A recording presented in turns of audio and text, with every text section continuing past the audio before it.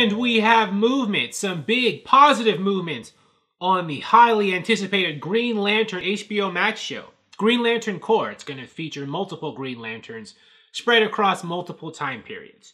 We knew that, but we didn't know who was playing any of these people yet. But now we do. Finn Wittrock, that actor, is going to headline the Green Lantern HBO series as Guy Gardner. Now, I don't think he's going to be the main star. I think he's going to be one of the main stars. And here is I definitely know who Guy Gardner is because I read a lot of Justice League International comics. But before I get into that, let's get into how Deadline describes the character and the show.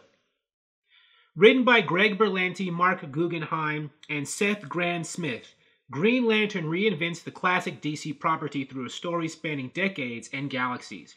Beginning on Earth in 1941 with the very first Green Lantern, secretly gay FBI agent Alan Scott.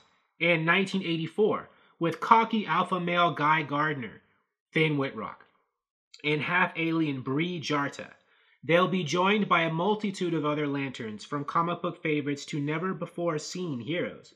Ooh, maybe never-before-seen heroes. Does that mean new characters created just for the show?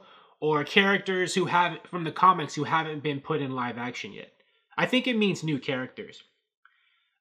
Wittrock's Guy Gardner / Green Lantern is a hulking massive masculinity and, as rendered in the comics, an embodiment of the 1980s hyper-patriotism. And yet, Guy is somehow likable.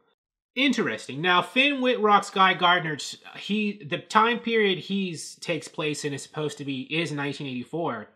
That's also the year that Wonder Woman 1984 took place in. And, what creative person was involved in both that movie and this show? Jeff Johns. Jeff Johns is listed as one of the producers of this show, so he's going to be involved. That's going to make a lot of people unhappy because Jeff Johns is kind of a controversial figure these days, at least with Zack Snyder fans. But he's involved in both, and I wonder if he's the reason them both taking place in the same time period. I don't think there's going to be like a crossover, but I mean, that year must be really special to Jeff Johns. Because, he's involved in one project where a character is in 1984, and he was just, involved in the script in a movie that took place in 1984. Not 1983 or 1985, 1984 specifically. So he must really love that year. But, moving along, Guy Gardner is a very interesting character. When I was a kid, some of the first DC comics I read were Justice League International comics, and he was one of the main characters in that series, and so I became introduced to the character. And he was written just as this was described as this kind of... Well, this article describes him as hyper-masculine 1980s kind of symbol, but he was written a lot of times as a toxic masculinity character in those old comics.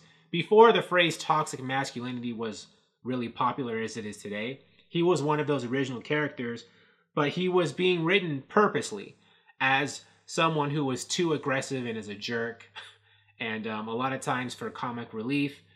But he wasn't a character written as someone who was really butch and accidentally came off as a jerk to readers unintentionally. The writers really meant for him to come off as a really butch jerk. He was written as kind of, an ass.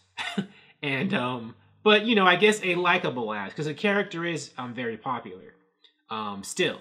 And he was back then. But popular as a certain kind of character. And, Guy Gardner went on to become, a Yellow Lantern.